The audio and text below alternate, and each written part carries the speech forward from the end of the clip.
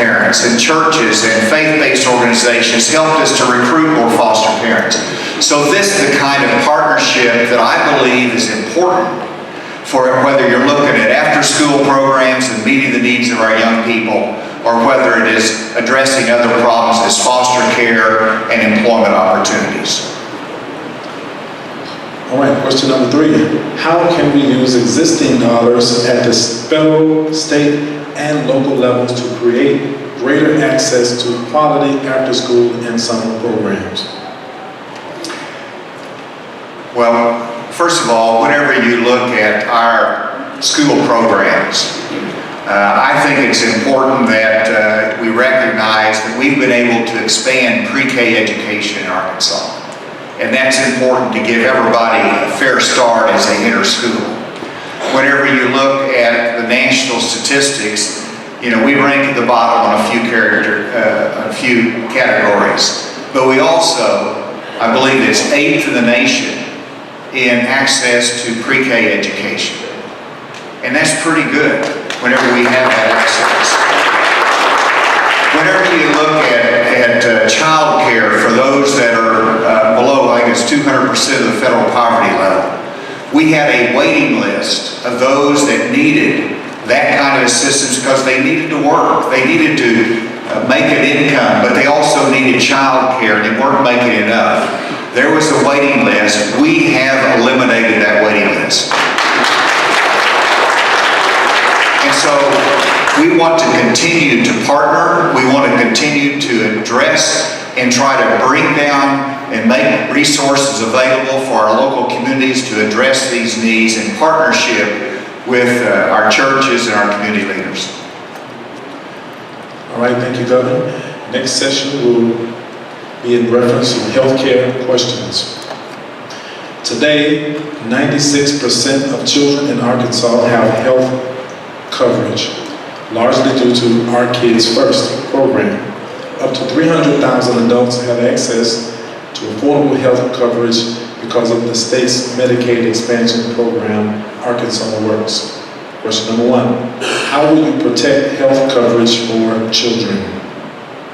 Well, first I want to introduce the First Lady of Arkansas, Asa Hutchinson.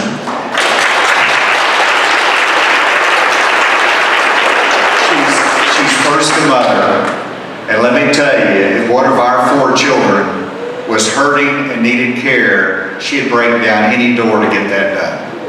And that really reflects the importance of our love for our children, and our children need to have that health care and access to it without any barriers. And so I am delighted that in a bipartisan way, Governor Mike Huckabee developed Our Kids, got it passed, and again, Democrat, Republican support. I fully support Our Kids. We want to make sure it continues strong. I mentioned my wife Susan because she's also engaged really in the health care of children in the sense of supporting our children advocacy centers across this state. And no one's made a bigger difference than Susan in that category. Those children that have been abused and they need help, our CAC support that, and she's been leading that effort. I'm very proud of that. And that has to do with the health of our children.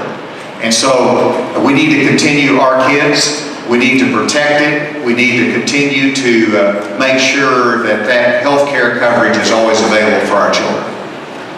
Thank you. What is your position on providing affordable coverage to adults who are low-income earners? Well, low-income earners, most people think of that in terms of Arkansas Works, our Medicaid expansion population. Now, let's think back that it takes a 3/4 vote to get the appropriation bill passed for that expanded health care coverage for those that are low income, that are struggling to move up the ladder. I believe it was the right course for our state to support Arkansas Works. But when it got to my desk, it said the DHS appropriation can be used for all the purposes except not one dime can be spent for the Medicaid expansion.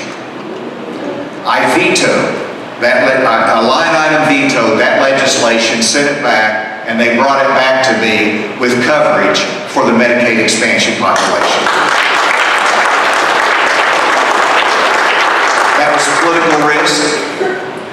That was a hard-fought battle. And yes, I think we've reached the point that we're beyond that.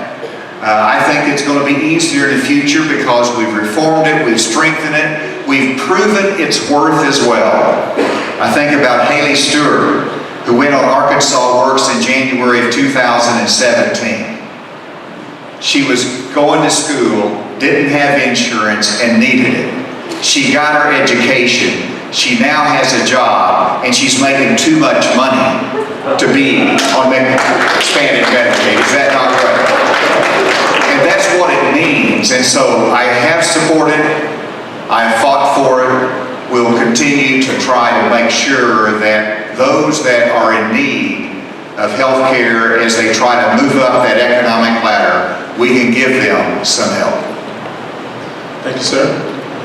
How will you ensure that all children and families in Arkansas have access to high-quality health care?